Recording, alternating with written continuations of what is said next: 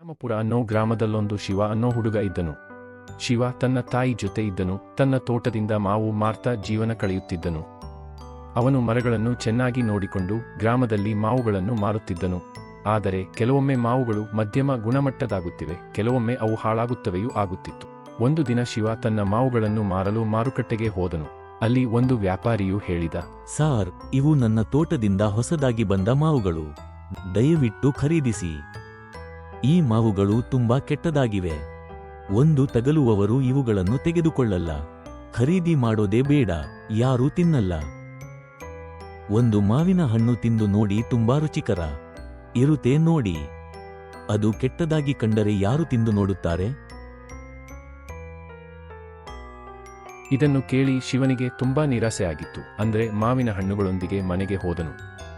ಈ ಪರಿಸ್ಥಿತಿ ಪ್ರತಿದಿನವೂ ಆಗುತ್ತಿದ್ದ.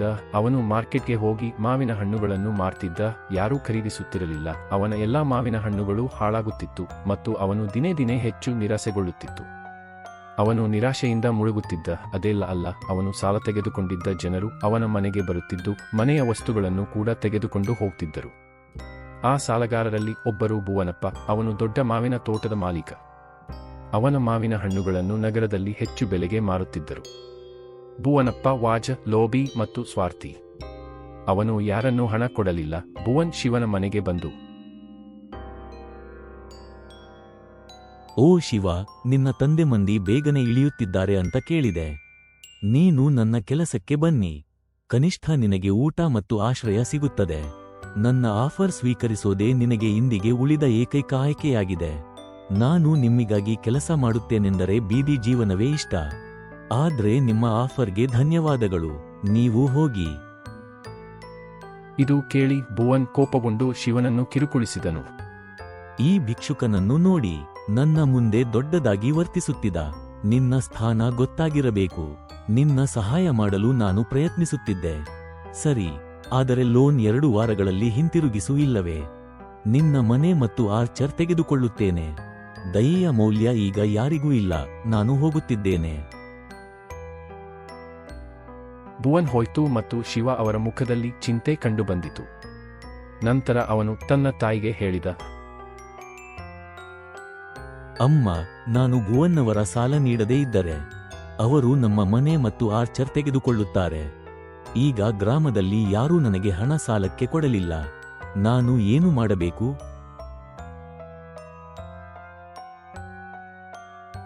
ಮಗ, ಇಷ್ಟೇನೂ ನಿರಾಶೆ ಪಡಬೇಡ. ನೀನು ಭುವನಿಗೆ ಪಾಠ ಕಲಿಸಬೇಕು. ಅವನು ಇಷ್ಟು ಜನರನ್ನು ಮೋಸ ಮಾಡುತ್ತಾನೆ. ಏಕೆ ನಿನ್ನ ನಗರಕ್ಕೆ ಹೋಗಿ ನೋಡಬೇಕು, ಅಲ್ಲಿ ಒಳ್ಳೆಯದಾಗಬಹುದು ಎಂದು ಹೇಳಿದರು. ರಾಮ ಅವನಿಗೆ ಹೊಸ ಹಾರ್ದಿಕತೆ ನೀಡಿದರು. ಮುಂದಿನ ದಿನ ಶಿವ ನಗರಕ್ಕೆ ಹೋಯಿತು.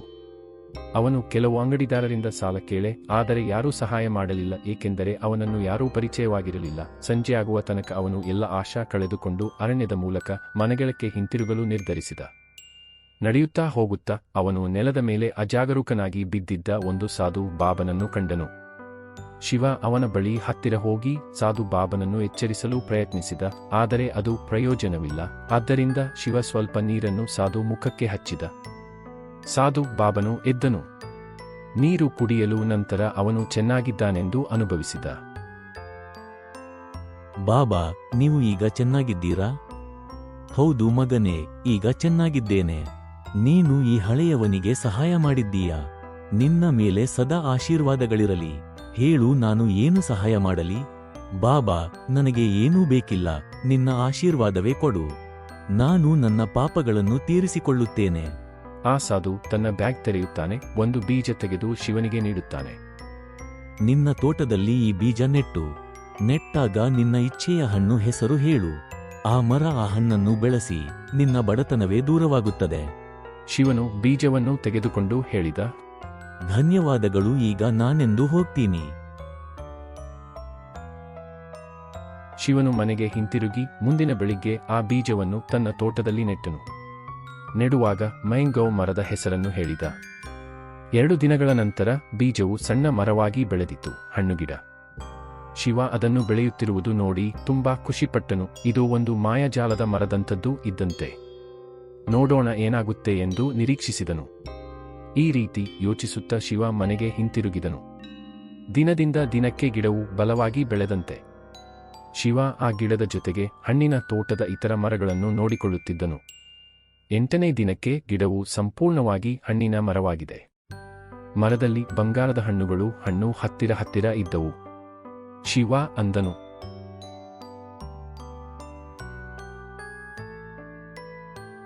ಓ ದೇವರೇ, ಈ ಹಣ್ಣುಗಳು ಸಾಮಾನ್ಯವಲ್ಲ. ಒಂದು ಹಣ್ಣು ತಿಂದಾಗ ಅವನು ಅರಿತುಕೊಂಡನು, ಈ ಹಣ್ಣಿನ ಮರ ಸಾಮಾನ್ಯ ಮರ ಅಲ್ಲ ಎಂದು. ಹಣ್ಣುಗಳು ಸಹ ಸಾಮಾನ್ಯವಲ್ಲ, ಅವು ಬಂಗಾರದ ಹಣ್ಣುಗಳು. ಶಿವ ಇನ್ನೂ ಹೆಚ್ಚು ಮಾವಿನ ಹಣ್ಣುಗಳಿಗಾಗಿ ಪ್ಲಗ್ ಮಾಡು 5 ಬಂಗಾರದ ಮಾವಿನ ಹಣ್ಣುಗಳೊಂದಿಗೆ. ಅವನು ಮಾರುಕಟ್ಟೆಗೆ ಹೋಗಿ ಮಾರಾಟ ಮಾಡೋನು ಹಣ ಪಡೆದನು. ಭುವನ ಅದನ್ನು ತಾತ್ಕಾಲಿಕವಾಗಿ ನಿರ್ಲಕ್ಷಿಸಿಹನು. ಶಿವನ ಜೀವನ ಸಂಪೂರ್ಣವಾಗಿ ಬದಲಾಗಿತ್ತು. ಅವನು ಎಲ್ಲಾ ಸಾಲಗಳನ್ನು ತೆರವುಗೊಳಿಸಿ ತನ್ನ ತಾಯಿಯೊಂದಿಗೆ ಬಹಳ ದೊಡ್ಡ ಮನೆಗೆ ಹೆಯ್ದನು. ತೀವ್ರವಾಗಿ ಬೇಗವೇ ಅವನು ವಾಹನ ಮತ್ತು ಭೂಮಿಯನ್ನು ಖರೀದಿಸಿದನು.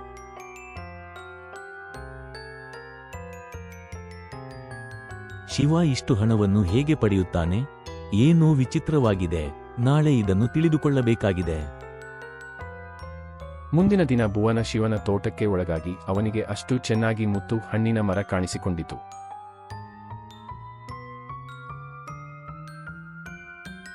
ಅಯ್ಯೋ, ಇದು ಶಿವನ ರಹಸ್ಯವೇನು? ನಾನು ಮರವನ್ನು ಕತ್ತರಿಸಿ ಆ ಹಣ್ಣುಗಳನ್ನು ಕದ್ದುಕೊಳ್ಳುವೆನು ಎಂದು ನೆನೆಸಿಕೊಂಡನು.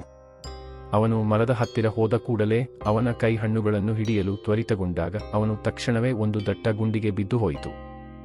ದೊಡ್ಡ ಶಬ್ದ ಕೇಳಿ ಆನೆಪಟ್ಟಿದ ರೈತರು ಎಲ್ಲಿಂದಲೋ ಓಡುತ್ತಾ ಬಂದು ಹೋದರು. ಇವುಗಳನ್ನು ನೋಡಿ ಭುವನ ಭಯಪಟ್ಟು ಶಿವನಿಗೆ ಹೇಳಿದ, ಸೇಠಾಜಿ, ನಾನು ನಿಮಗೆ ತಿಳಿಸಿದ್ದೆ, ನೀವು ದಿನೋರ್ವ ಒಂದು ದಿನ ನನ್ನ ಹಣ್ಣುಗಳನ್ನು ಕಳ್ಳತನ ಮಾಡಲು ಬರುವುದು ಎಂದು. ಆದ್ದರಿಂದ ನಾನು ಮೊದಲು ಈ ಗುಂಡಿಯನ್ನು ತಯಾರಿಸಿಕೊಂಡಿದ್ದೆ. ಯಾರು ನನ್ನ ಹಣ್ಣುಗಳನ್ನು ಕಳ್ಳತನ ಮಾಡಬಾರದು ಅಂತ ಶಿವನ ಮಾತು ಕೇಳಿ ಭುವನು ಹೆದರಿ, ಓ ಶಿವ, ನಾನು ಬಂದು ನೋಡಲು ಮಾತ್ರ ಬಂದಿದ್ದೆ, ಕಳ್ಳತನ ಮಾಡಲು ಅಲ್ಲ. ದಯವಿಟ್ಟು ನನಗೆ ಸಹಾಯ ಮಾಡಿ. ಈಗ ಕೇವಲ ಪೊಲೀಸ್ ನಿಮಗೆ ಸಹಾಯ ಮಾಡಬೇಕು. ನೀವು ಅನೇಕ ಬಡ ಜನರನ್ನು ಮೋಸ ಮಾಡಿದ್ದೀರಿ. ಇಂದು ನೀವು ಫಲಿತಾಂಶಗಳನ್ನು ಎದುರಿಸಬೇಕು. ಓ ಬನ್ನಿ ಶಿವ, ನೀನು ನನ್ನಿಗೆ ಮಗನಂತೆ. ನೀನು ನನ್ನೊಂದಿಗೆ ಇಂಥದು ಮಾಡುತ್ತೀಯಾ? ಬನ್ನಿ ಮಗನೇ, ನಾನು ಇಂದು ನಿನ್ನನ್ನು ಬಿಡಿಸಿದರೆ ನೀನು ಇನ್ನೂ ಜನರನ್ನು ಕಳ್ಳತನ ಮಾಡುತ್ತೀಯಾ?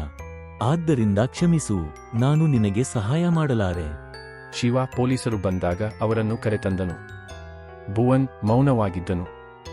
ಪೊಲೀಸರು ಅವನನ್ನು ಕಳ್ಳತನಕ್ಕೆ ಬಂಧಿಸಿದರು. ಹಳ್ಳಿಗರು ಇದನ್ನು ನೋಡಿ ತುಂಬಾ ಸಂತೋಷಪಟ್ಟರು, ಏಕೆಂದರೆ ಭುವನ್ ಅನೇಕರನ್ನು ಕಳ್ಳತನ ಮಾಡಿದ್ದನು. ಈಗ ಶಿವ ಶ್ರೀಮಂತನಾದನು. ಅವನು ಬಡವರನ್ನು ಸಹಾಯ ಮಾಡುತ್ತಾನೆ ಮತ್ತು ಯಾವಾಗಲೂ ಸಾಲ ಕೊಡುತ್ತಾನೆ. ಒಂದು ಬಡ ಹುಡುಗನಾಗಿದ್ದ ಅವನು ಮತ್ತು ಅವನ ತಾಯಿ ಚೆನ್ನಾಗಿ ಬದುಕಬೇಕು ಅನ್ನೋದು ಅವನ ಕನಸು. ಅದಕ್ಕಾಗಿ ಅವರು ಸಂತೋಷದಿಂದ ತುಂಬಿದ ಬದುಕು ಏಯ್ತಿದ್ದರು. ಅದ್ಭುತ ಬಂಗಾರದ ಮಾವಿನ ಮರ ಅವರ ಜೀವನಕ್ಕೆ ಸಂತೋಷ ತಂದಿತ್ತು. ಈ ಕತೆ ನಮಗೆ ಹೇಳುವುದು ಎಂದಿಗೂ ಸತ್ಯದ ಮಾರ್ಗವನ್ನು ಅನುಸರಿಸಬೇಕು ಎಂದು. ಜೀವನ ಎಷ್ಟೇ ಕಷ್ಟವಾಗಲಿ ಧೈರ್ಯದಿಂದ ಸವಾಲುಗಳನ್ನು ಎದುರಿಸಬೇಕು.